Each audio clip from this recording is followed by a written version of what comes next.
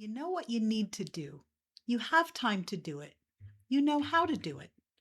You may even have the file open, and yet you're not doing it. Instead, you suddenly become very interested in your inbox. Maybe I should answer these 3 emails first. Oh, I should update my task list. Let me check Teams. Actually, this would be a great time to rename that folder. And 25 minutes later, you've accomplished several things that absolutely did not need to be accomplished. Meanwhile, the thing you intended to work on is still sitting there, waiting. And now you're annoyed with yourself because I know what I need to do. Why don't I just do it? There may be a very good reason, and it's probably not that you'll need a prettier to-do list. We tend to treat starting as if it requires one thing, knowing what to do. Once I know what to do, I should be able to start. But think about the kind of work you do during an average office day. You might answer an email. Then someone messages you. You look something up for them. Back to email. Then a meeting. After the meeting, you send someone a document. You approve something. Answer another question. Check your calendar. And then you look at your task list and see work on quarterly report. You know exactly what that means. But your brain has spent the last 2 hours in respond, answer, check, send, fixed, next, next, next. And now you're asking it to suddenly switch into think, analyze, organize, create. That's a very different kind of work. The problem may not be the task. The problem may be the transition. This is one reason email can be so tempting when we're avoiding something. Email tells you exactly where to begin. Someone asked a question, answer it. Next email. Someone needs a file, send it. Next, someone needs an answer, reply. There's almost no starting decision involved. The work presents itself to you. Focused work is different. Even if you know what the task is, you still have to enter it. Where was I? What was I thinking about last time? Which file do I need? What information am I using? What decision am I trying to make? Where do I begin? That takes a little more mental effort.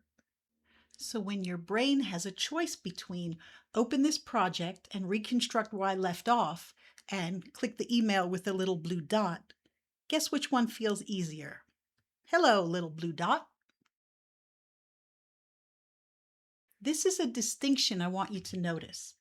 There's a difference between knowing what you need to accomplish and knowing what you need to do first. Let's say your task list says, prepare presentation for Friday. Perfectly clear. You know what presentation. You know when it's due. You know how to make a presentation. But what do you physically do first? Open PowerPoint? Find last quarter's presentation? Pull the latest numbers? Write the outline? Email Susan for the updated chart? Your brain may be looking at prepare presentation and seeing 14 decisions hiding inside it. That's where we get stuck, not because we don't understand the assignment, because the assignment doesn't give us an obvious entry point. And that's why I want you to stop asking, what do I need to get done? You probably already know.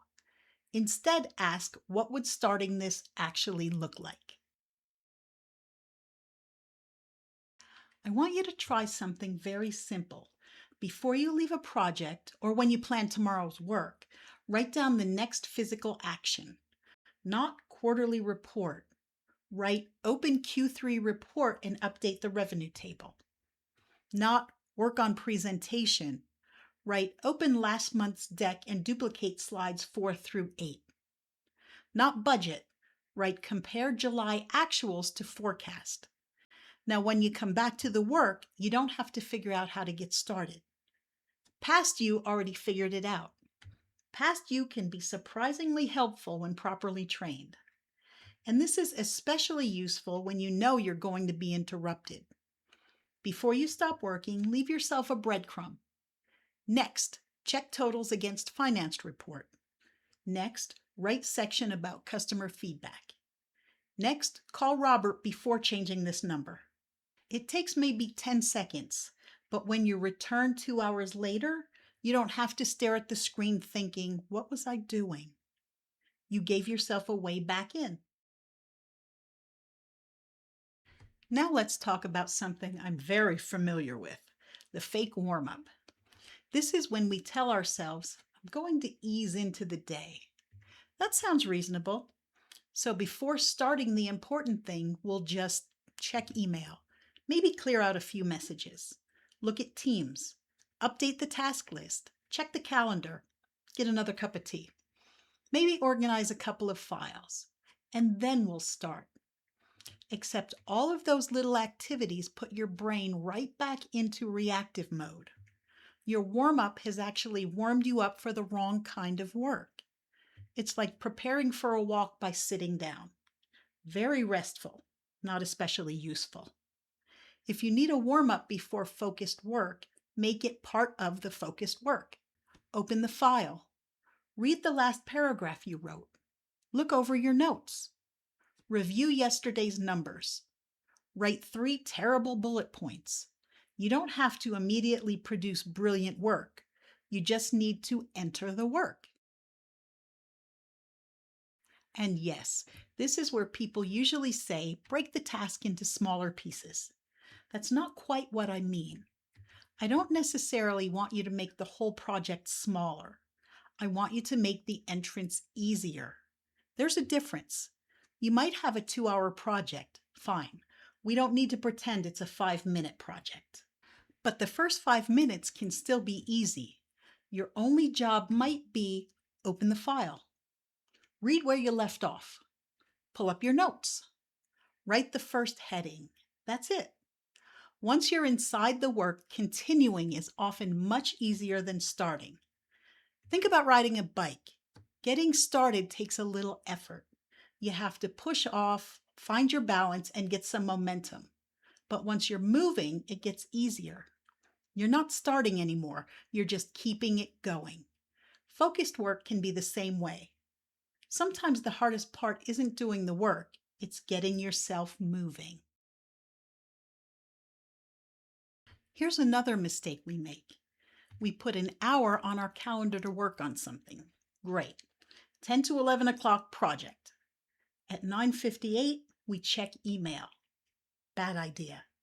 Because now at 10 o'clock, you're thinking about Susan's question, Mark's spreadsheet, the meeting that got moved, and the email with the subject line, quick question. There are no quick questions. Now it's 10:12 before you actually start your project. So if you've protected time for focused work, protect the few minutes leading into it too. You don't need a complicated ritual. You just need to stop feeding your brain new things right before you're asking it to concentrate on one thing. Close the inbox. Close Teams if you can. Get the file open. Look at your starting instruction and start there. This is the part I really want you to remember.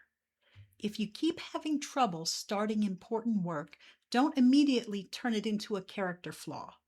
Like, I have no discipline. I'm terrible at focusing. I'm such a procrastinator. Maybe, but you've spent your entire morning doing work that trained your attention to move every 90 seconds. And now you're asking that same attention to sit quietly with one complicated problem for an hour. That transition might need a little help. So instead of demanding that you just start, create a better entrance.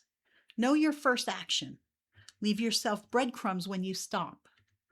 Warm up with the actual work instead of your inbox. Protect the beginning of your focus time. And make those first 5 minutes easy, because sometimes you don't need more motivation. You don't need another productivity system, and you definitely don't need to spend 20 minutes color-coding your task list in the name of getting ready. You need a runway, a short stretch that takes you from I know what I need to do to I'm doing it. And once you learn how to build that runway, starting gets a whole lot easier. If starting is one of the things that makes your workday harder than it needs to be, Take my Workday type diagnostic. It'll help you see the patterns behind the way you work and where you can make your workday feel lighter. Because making work feel lighter starts with knowing your workday type. I'm Michelle, the Workweek Whisperer, and I'll see you next time.